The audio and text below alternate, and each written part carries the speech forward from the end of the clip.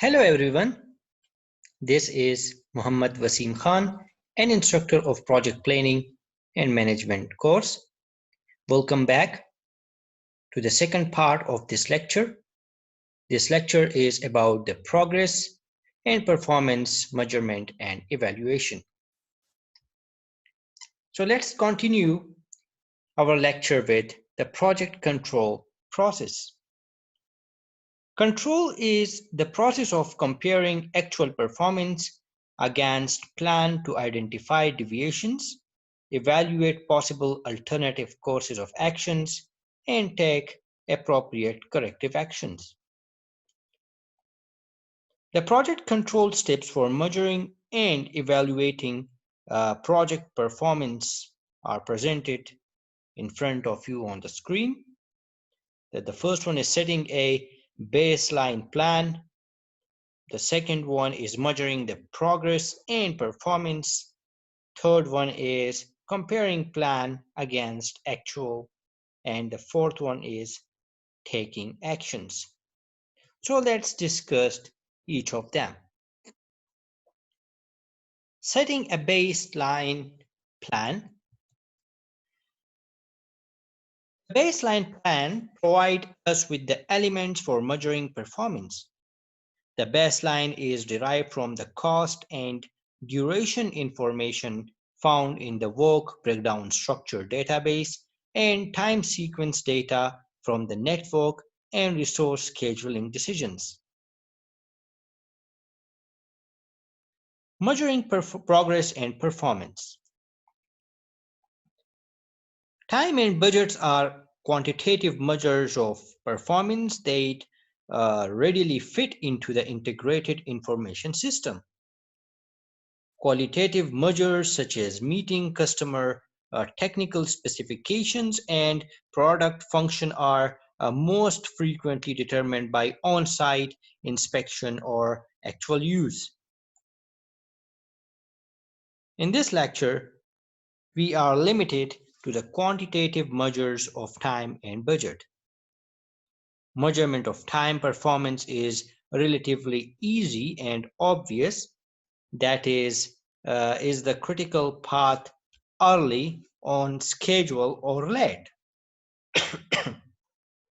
Is the slack of near critical paths decreasing to cause new critical activities?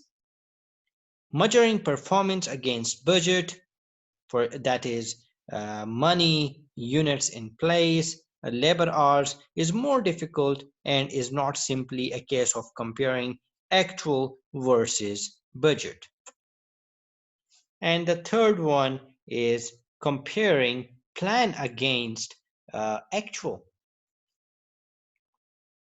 Because plans seldom materialize as expected, it becomes imperative to measure deviations from plan to determine if action is necessary.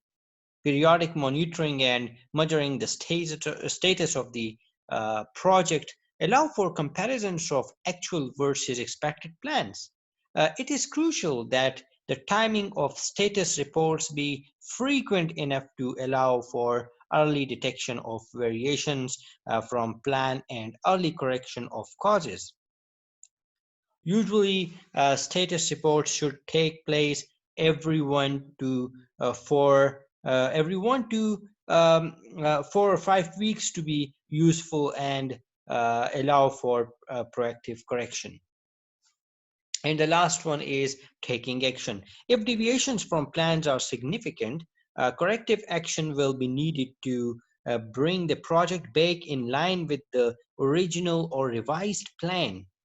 In some cases, conditions or scope can change, which in turn will require a change in the baseline plan to recognize the new information.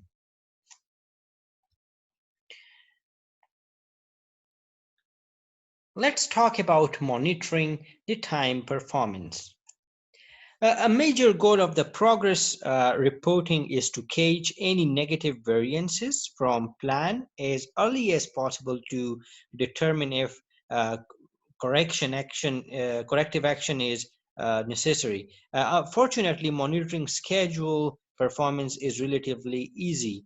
The project network schedule derived from the work breakdown structure or organizational breakdown structure serve as the baseline to compare against actual performance.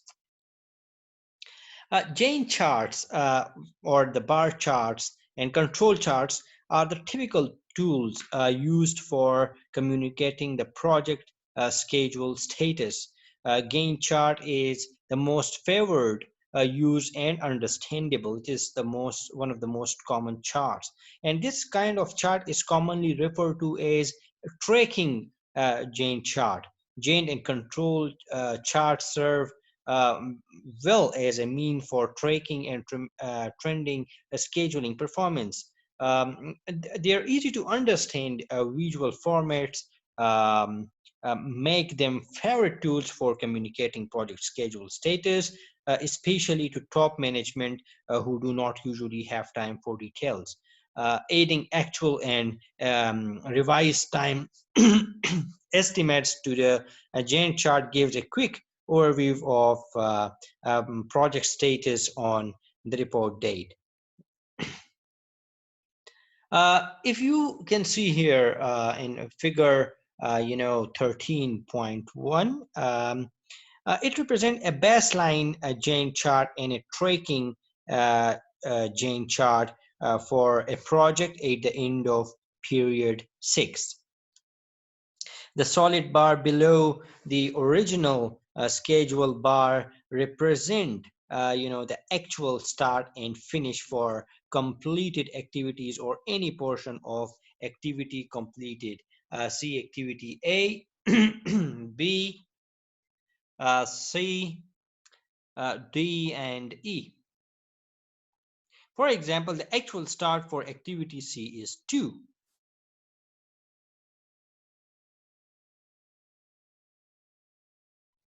The actual finish time is 5. The actual duration is 3 times time units rather than 4 scheduled time periods. Activities in process show the actual start time. The extended bar represents the expected remaining durations, C, D, and E. Okay, the remaining duration for activities D and E are shown with the H bar, with the H bar. The activity F, which has not started, shows a revised estimated actual start 9 and finish time is actual start 9 and finish 13. And note how activities can have durations that differ from the original schedule as in activity C, D, and E. Either the activity is complete and the actual is known, or new information suggests the estimate of time be revised and reflected in the status report. The activity D's revised duration results in an expected delay in the start of activity F. The project is now estimated to be completed one period later than planned.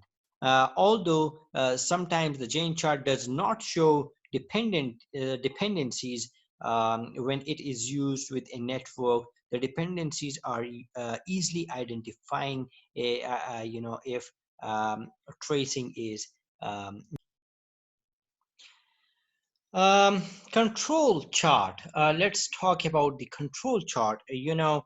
This chart is another tool which is used to monitor past project schedule performance and current performance and to estimate future schedule trends. This figure depicts a project control chart. You can see it on the screen. The chart is used to plot the difference between the scheduled time on the critical path at the report time with the actual point on the critical path. Although the figure 13.2 shows the project was behind early in the project, the plot suggests corrective actions brought the project back on track. If the trend is sustained, the project will come in ahead of schedule. Because the activity schedule times represent average durations, um, four observations trending in one direction indicate there is a very high probability that there is an identifiable cause. The cause should be located and action taken if necessary. um, Control chart trends are very useful for giving warning of potential problems, so appropriate actions can be taken if necessary. Control charts are also frequently used to monitor progress towards milestones, which mark events and as such have zero duration. Milestones are significant project events that mark major accomplishments. To be effective, milestones, need to be concrete, specific, measurable events. A milestone must be easily identifiable by all project stakeholders. For example, product testing complete. Um, Critical merge activities are good candidates for milestones. Control charts very similar to the example which is shown here, which is you can see it in figure 13.2, are often used to record and communicate project progress toward a milestone. This was all about this lecture. We will um, discuss some um, other topics in the coming lectures as well. Till then, thank you. Bye bye.